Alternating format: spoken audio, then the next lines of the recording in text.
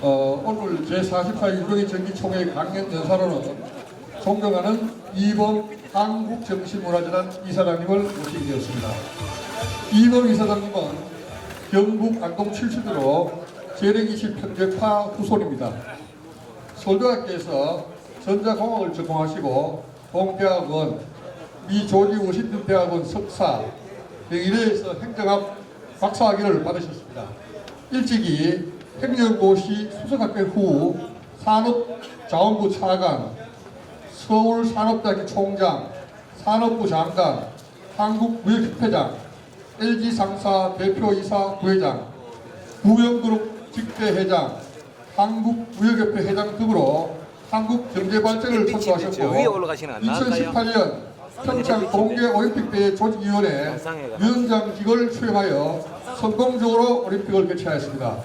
그리고 서울대학교 총동창대 회장도 역임하셨습니다. 2019년부터 현재까지 경북 안동에 위치한 한국정신문화재단 제3대 이사장으로 도덕과 윤리가 있는 사회조성을 위해 헌신하고 계시는 이희범 이사장님을 따뜻한 박수로 맞이해 주시기 바랍니다.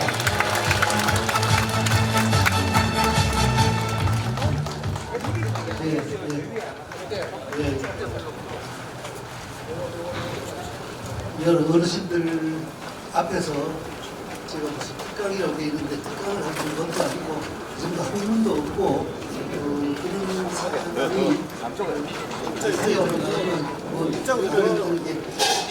주제에 맞지 않는 것 같습니다. 그래서 참 없는데 제가 그렇지만은 여기서 우리가 말씀드리는 게 두서없이 말씀드리면 제가 저 사람 좀 뜨거운 데서 얘기하는 게 좀 안쓰러워서라도 제가 말씀이 좀 두서없더라도 용서가 되실 것 같아서 제가 자청해서 이 자리에 왔습니다.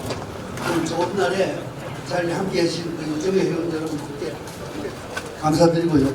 오늘 유심회, 무용회, 청류회, 동인회, 또 인익회, 기산회, 그리고 자미회 회원 여러분들을 이렇게 받게 돼서 정말 반갑습니다. 경양 각지에서 저도 오늘 아침에 새벽에 서울서 왔습니다만 경양 각지에서 이렇게 한 자리에 우리가 같은 피를 가지고 있기 때문에 또 같은 족으로서 이렇게 자리에 함께 해서 정말 반갑다는 말씀 드립니다. 앞서 말씀드린 대로 제가 감히 이 자리에 설 자격도 없고 학식도 없고 여러분들보다 훨씬 더 학식이 높은 분들이 많습니다만 오늘 행사를 주관하는 자비의 회원으로서 인사를 달라고 해서 제가 이 자리에 서게 됐습니다. 영남 육아의 7대 문중이 모인 유종회가 1980년에 설립됐다 우리가 45년 동안 한결같이 모이는 것 같으니까 정말 놀랍고 또 주최하신 분들에게 존경과 정말 감사의 말씀을 표하지 않을 수가 없습니다. 잘 아시는 것과 같이 이제 공자 앞에 문자 쓴 것 같습니다만 유종회는 영남 성리학의 정통 명문가 연합으로 많은 공통점을 가지고 있습니다. 첫째는 오랜 역사를 가지고 있습니다. 대개 7대종 문종이 다 유종회를 이루는 각 본관의 시조는 대개 고려 말 또는 조선 초에 낙향을 해서 회계와 성리학의 한통으로 연결되어 있다는 점이 공통점인 것 같습니다. 둘째는 학문 네트워크를 넘어서 혼맥으로 연결되어서 모두가 사돈이거나 또 사돈의 사돈으로 거대한 친족망을 형성하고 있습니다. 저 스스로도 저희 어머니는 진성이고 우리 시조는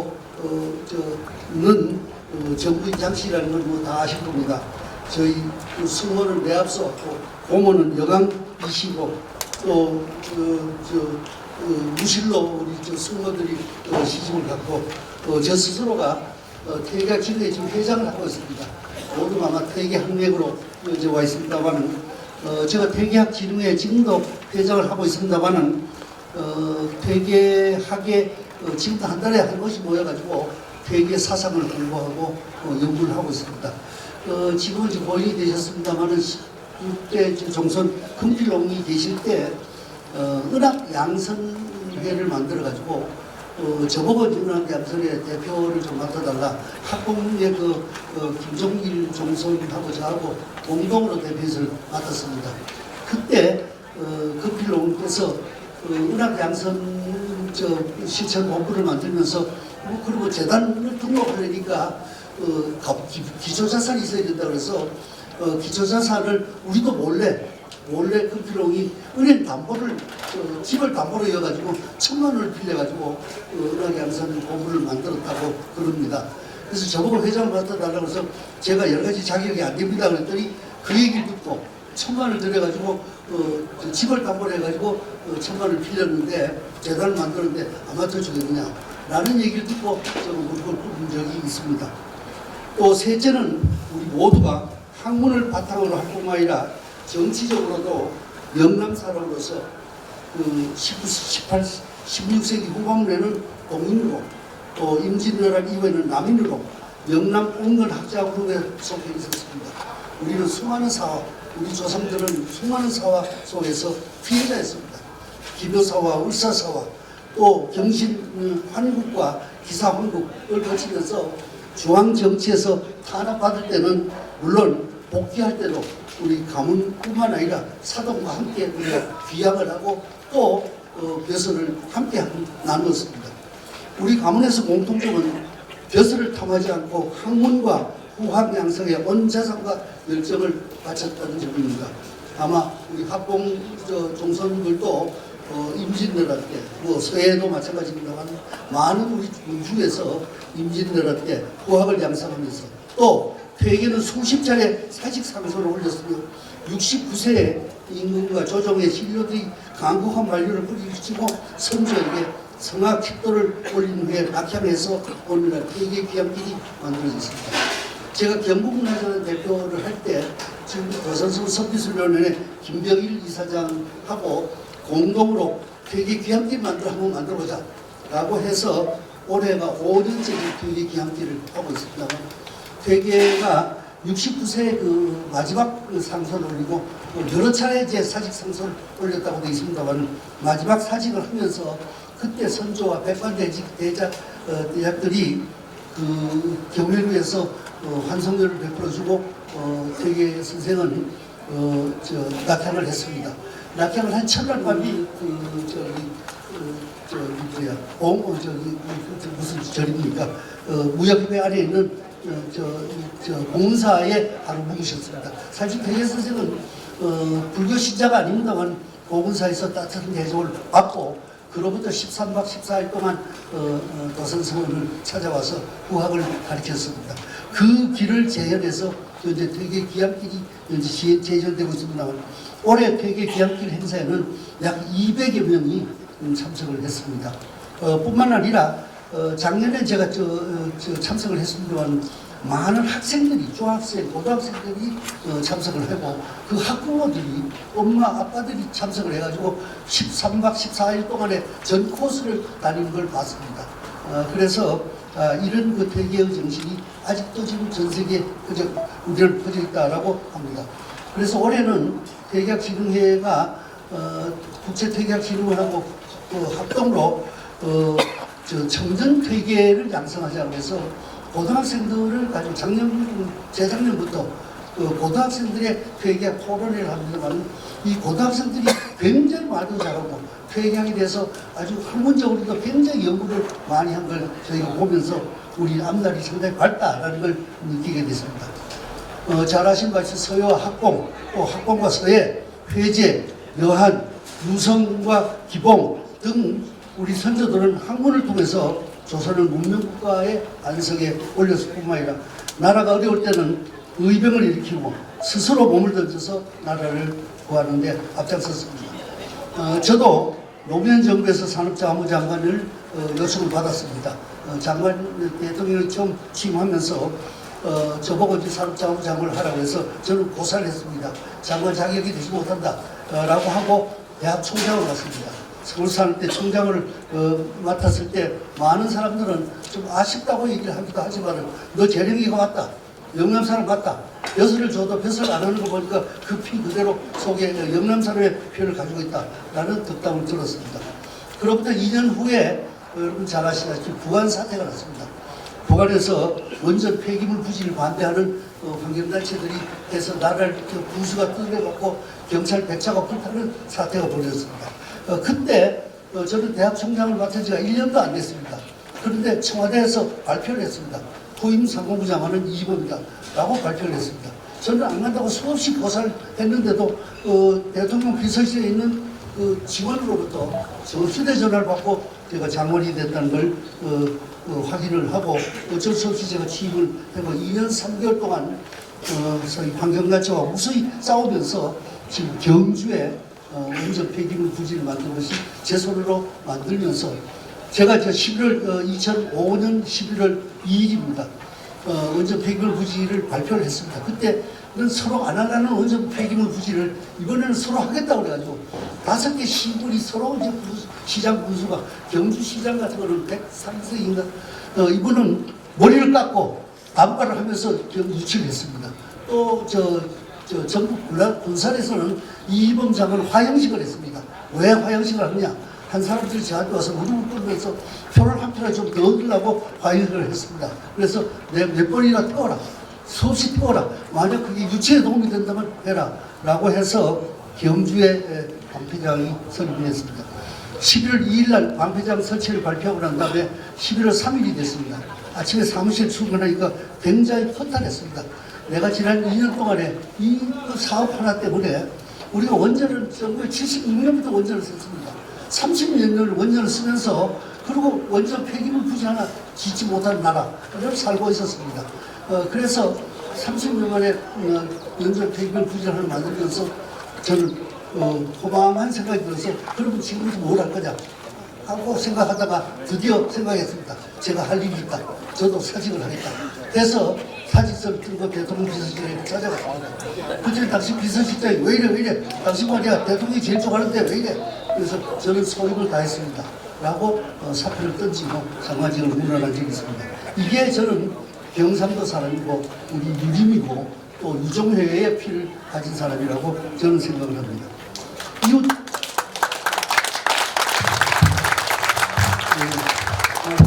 일본에는 14만 개의 성이 있다고 합니다. 또 어떤 분은 제가 사전을 찾아보니까 30만 개라는 얘기도 있고 40만 개라는 얘기도 있습니다만 중국에는 또 4천에서 6천 가지의 성씨가 있다고 합니다.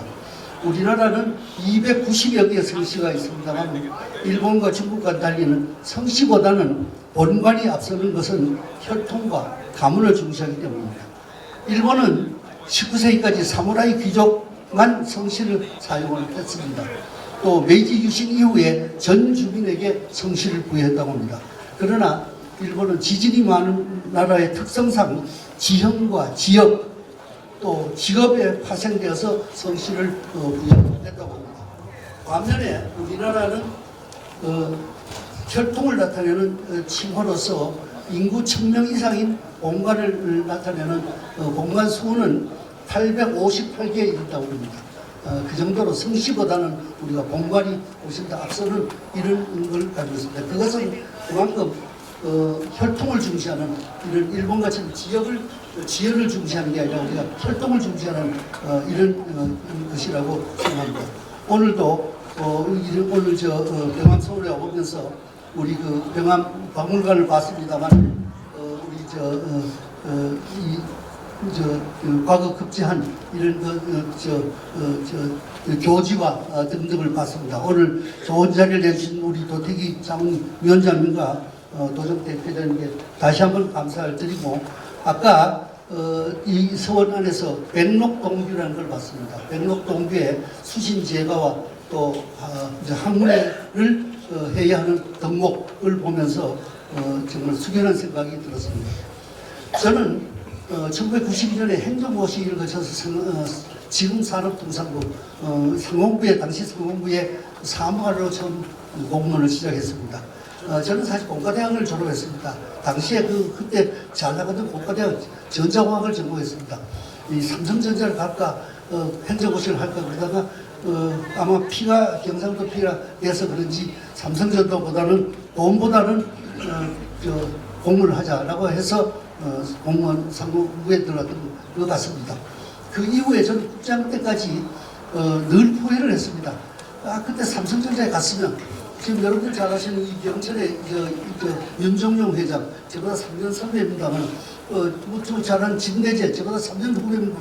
이 사람들 삼성전자 가서 재산이 1,000억이 넘습니다. 그래서 내가 그때 행정고시가 떨어졌으면 나도 1,000억 재산이 될 텐데 행정고시가 떨어졌나 그래 1,000억이 아니라 10억도 못 가진 이런 거지가 됐다라고 생각을 합니다만 다만 한편으로 산업자원부에 처음 들어갔을 때 72년도 들어가니까 3차 경제개발 5개년 계획을 하고 있었습니다. 제가 3차 경제개발 5개년 계획 실무자로서 참석을 했습니다.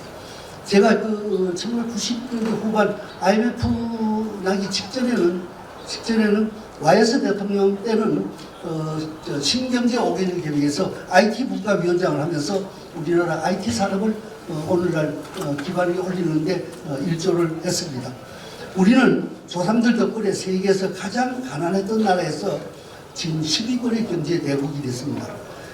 지금 1960년대 IBRD 세계은행입니다. 세계은행에서는 세계은행 보고서는 한국에서 경제 발전을 한다는 것은 있을 수 없습니다. 있을 수 없는 일이다. 또 당시에 런던타임스, 영국의 런던타임스는 한국에서 민주주의가 발전된다는 것은 쓰레기통에서 장미꽃이 피는 것과 똑같다라고 해서 표만을 했습니다. 대한민국은 경제 발전도 안 되고 민주주의도 안 된다라고 했습니다. 그런데 지금 영국의 이코노미스트의 자회사인에서 발표하는 매년 민주화 지수가 있습니다. 민주화 지수는 우리나라가 미국이나 일본하고 비슷한 수준의 민주화 지수를 가지고 있습니다. 한 3, 4위 정도 되는 것 같습니다. 이 세계은행이 폄하하던 대한민국이 원조를 받던 날에서 1960년대 우리가 1인당 소득이 100불 미만이었습니다. 그때 당시에 UN 회원국이 125개국이었습니다. 그때 125개 UN 회원국 중에서 대한민국은 101위였습니다. 가장 못 사는 나라 중에 하나였습니다. 1인당 소득 100불. 아마 여러분, 우리 유정회 회원 여러분 모두가 느끼셨을 겁니다. 우리가 초등학교 때는 미국 잉여물자 주는 밀가루, 그러면 밀가루가 얼마나 딱딱하고 우유가루 얼마나 딱딱해서 이빨도 안 들어가는 그걸 먹고 촉은 못 피로서 우리가 학교를 다녔던 기억이 납니다. 그런 대한민국이 이제 12권 경제대국이 됐습니다. 작년에 수출은 7천억 불이 넘어섰습니다. 저는 사무관 때 박정희 대통령을 모시고 수출지를 확대의 담당 실무 사무관을 했습니다. 매달 한 번씩 박정희 대통령을 모시고 중앙청 중앙홀에서 제가 수출지를 확대를 했습니다. 그때 대통령의 열정을 보면서 저도 공무원은 이래야 되겠구나 라고 생각하면서 우리 경제발전 계획에 참여했던 기억이 납니다. 그때 우리 수출이 1964년 11월 30일에 1억 불 수출했습니다. 당시에 1억 불 수출할 때 1억 불 수출 테이프를 같이 끄는 나라 어딘지 아십니까? 1억 불 수출 테이프를 같이 끄는 나라는 아프리카의 모잠비크와 이디오피아입니다. 이들 나라는 지금도 80억 불, 90억 불 하고 있습니다. 조금 더 나가면 우리가 1971년에 10억 불 수출했습니다. 그때 10억 불 수출했을 때 같이 테이프를 끄는 나라는 필리핀과 포르투갈 이런 정도입니다. 이들 나라는 지금도 800억 불, 900억 불 수출합니다. 좀 더 나가면 우리가 1977년에 100억 불 수출했습니다. 아마 모두 기억하실 겁니다. 우리가 초등학교, 중학교 다닐 때 우리 관공서 간판 학교에 100억 불 수출 1000불 소득이라는 간판을 그렸습니다. 100억 불 수출 1000불 소득하면 우리 유토피아구나. 100억 불이 수출하면 유토피아구나. 우리가 이상적인 나라가 됩니다. 1000불 소득이면 이상국이 됩니다. 라는 걸 우리가 보고 배웠습니다. 그런데 지금 작년에 수출이 7천억 불이 넘었습니다. 100억 불에서 7천억 불. 지금 상원부 수출 실장이 무역 담당 차관보가 제가 장관 때 수행하던 비서입니다. 얼마 전에 비서하고 지금은 무역 투자 차관보가 돼서 전형을 먹다가 올해 8천억 불 해. 그랬더니 저 귓속말로 8천억 불 아닙니다. 9천억 불 합니다. 이 9천억 불 하는 근거는 지난 3월, 4월에 매월 월별 수출이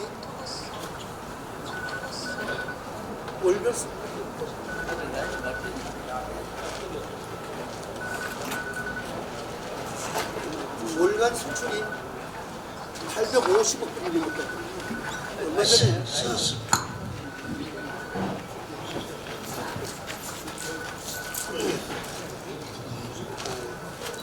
얼마 전에 그 삼성전자가 파업을 한다고 해서 그저께 여러 가지 해결이 됐다고 들었습니다만 파업을 한다고 해서 언론사에서 저한테 전화가 왔습니다.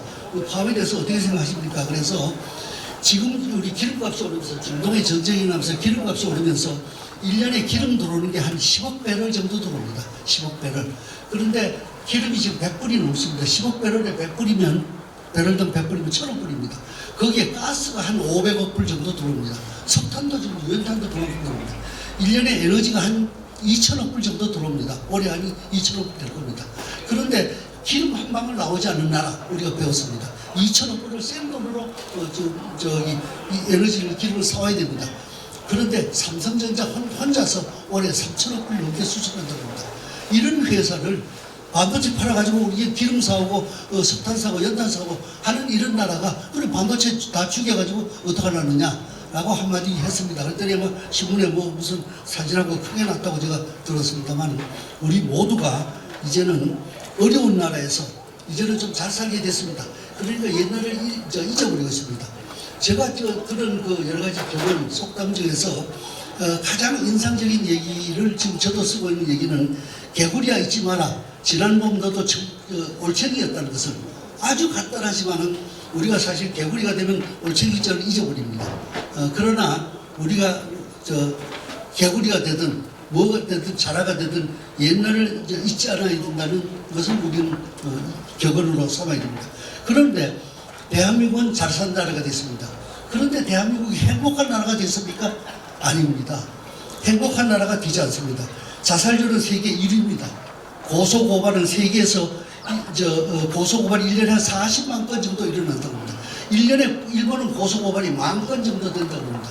일본의 40배 정도 되는데 인구를 감안하면 일본의 2배, 2배 정도니까 한 80배, 어떤 사람은 100배 정도 된다고 합니다. 일본에 비해서 고소고발이 우리가 100배인 나라가 됩니다. 노인 자살률이 세계 1위입니다. 유엔이 발표하는 매년 행복지수가 있습니다. 143개국 대상으로서 행복지수를 조사하는데 이 조사 대상국 중에서 금년에 우리는 67위입니다.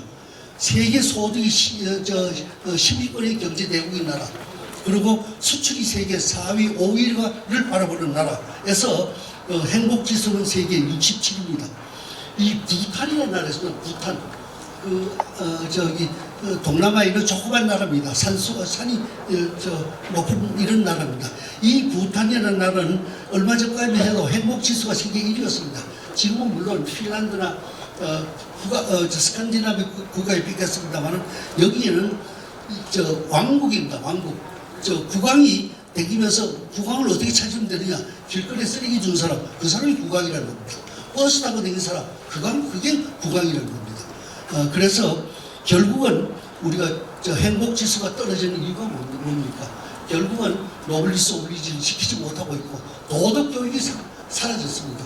지금은 입시교육에서 전부가 시업, 수학하고 영어 이런 교육만 하고 지금 역사교육을 하지 않습니다. 도덕교육을 하지 않습니다. 도덕이 사라진 상태, 은학 양선이 사라진 상태, 퇴계 선생이 얘기는 소원설인다가 사라진 이런 나라가 돼서는 안 되겠다는 얘기입니다. 우리가 잘 사는 나라에서 행복한 나라를 다시 찾아야 되겠다. 그래서 저는 얼마 전에 언론사에서 하는 세미나에서 이제는 GMP 대신에 나라에서 무슨 일자리 만들어라, 뭐 기업들 투자해라 이런 얘기 하지 마라. 기업들 괴롭히지만 않으면 된다. 기업들이 알아서 일자리 다 만들고 한다, 투자한다. 그런데 자꾸 대본을 하고 자꾸 규제를 하면 어디 합니까? 기업들이 자꾸 해외로 갈 수밖에 없습니다. 삼성전자는 로봇으로 해가지고 사람 없는 공장을 만들겠다고 얘기했습니다. 현대자동차 97년 IMF 이후에 한국에 공장 하나도 안 세웠습니다. 해외 12개의 공장을 세우는 동안에 한국에는 공장을 만들지 않았습니다. 왜 그렇겠습니까? 이 기업을 사랑하지 않는 나라는 나라가 될 수 없습니다. 그래서 기업을 사랑하고 또 행복을 추구하게 되고 또 선을 차지하게 되고 이런 동방예의지국이 사라진 동방예의지국을 다시 찾는 것이 오늘날 우리가 해야 할 일이라고 생각합니다. 이제는 단순히 소득만 높일 게 아니라 행복한 나라를 만들어야 합니다. 퇴계는 유교 경전인 중용에 나오는 은학 양선, 즉 다른 사람의 악행은 덮어주고 선행은 드러낸다는 말을 즐겨 사용했습니다. 공자는 정치의 핵심은 은학 양선이라고 했습니다. 그에게는 한평생 소원서린다. 즉 매화는 즉 착한 사람이 많은 세상을 소원했습니다. 또 매한 불매향, 즉 매화는 추워도 향기를 함부로 팔지 않는다고 했습니다. 또 임진왜란 때 이병장인 청계의 손자 운천 김용입니다. 운천 김자 용자는 맹자의 구절인 궁불실이 불리도라고 했습니다. 궁하더라도 의로움을 잃지 말고 이루었다고 도를 떠나지 말라고 유인을 당했습니다. 저는 서해학회, 서해 유성명학회의 창립초에 한번 갔습니다. 송복 교수가 기조 강의를 했고 제가 축사를 한 적이 있습니다. 그때 당시에 저는 축사를 문화를 여러 가지를 준비해 갔습니다만 그걸 던지고 서해에게 배울 세 가지가 얘기했습니다. 당시에 우리 조정이 굉장히 어지러울 때였습니다. 아마 서해가 영의정 할 때가처럼 어려웠을 겁니다. 그때도 이렇게 어려웠을 겁니다. 저는 서해학회에 가서 서해에게 배울 것은 세 가지다라고 얘기했습니다. 무릇 벼슬을 할 사람들은 사람을 볼 줄 알아야 된다. 인재를 볼 줄 알아야 된다. 라고 얘기했습니다. 서해 없이 어떻게 이순신이 있었겠습니까? 이순신 없이 어떻게 조선을 논할 수가 있습니까? 인재를 볼 줄 알아야 된다. 두 번째, 직언을 할 줄 알아야 된다고 얘기했습니다. 직언. 무릇 벼슬을 할 사람은 목에 칼이더라도 직언을 해야 된다. 우리 조상들은, 우리 유종의 조상들은 내 목을 쳐주십시오. 이거는 아니되옵니다. 라고 임금님께 공언을 했습니다. 직언을 했습니다. 서해는 선조가 임진왜란이 나니까 북으로 갔습니다. 드디어 압록강을 넘으려고 했습니다. 그때 서해는 임금께 임금이 압록강을 넘으면 조선 임금 아닙니다. 라고 했습니다. 그때 선조는 이거 내가 곧 목숨이 경강에 달렸는데 임금 봐라 이거 무슨 불충이냐 라고 했습니다. 그러나 임금은 압록강을 넘지 않았습니다. 조선 임금으로 우리가 모실 수가 있었습니다. 또 벼슬을 할 사람은 진퇴를 분명히 하라고 했습니다. 진도 중요합니다. 그러나 물러날 때를 분명히 알아야 된다고 했습니다. 저는 넌 실천했냐? 저는 산업자원부 장관을 하면서 회장이 끝나고 난 다음 날 저는 사직을 했습니다. 사직서를 들고 청와대를 찾아가는 적이 있습니다. 즉 인재를 발굴할 줄 알고 직언을 할 줄 알고 그리고 진퇴를 분명히 할 줄 아는 이런 벼슬이 있어야 오늘 대한민국이 조선이 그랬듯이 대한민국도 된다고 봅니다. 지금 유종에도 각각 선조들의 뜻을 따라서 우리끼리 더욱 화합하면서 우리나라를 다시 동방예의지구 또 행복한 나라 또 서로를 존경하고 은합 양선을 만드는 나라를 만드는데 함께 해주시길 바라면서 아마 식사 준비가 된 것 같습니다. 원래 한 40분 하라고 되어 있는데 저도 미쳐도 그 정도 없고 제 말씀을 두서없이 마치겠습니다. 예, 고맙습니다. 예, 좋은 강의 주신 이분님께 감사의 큰 박수 다시 한번 부탁드리겠습니다.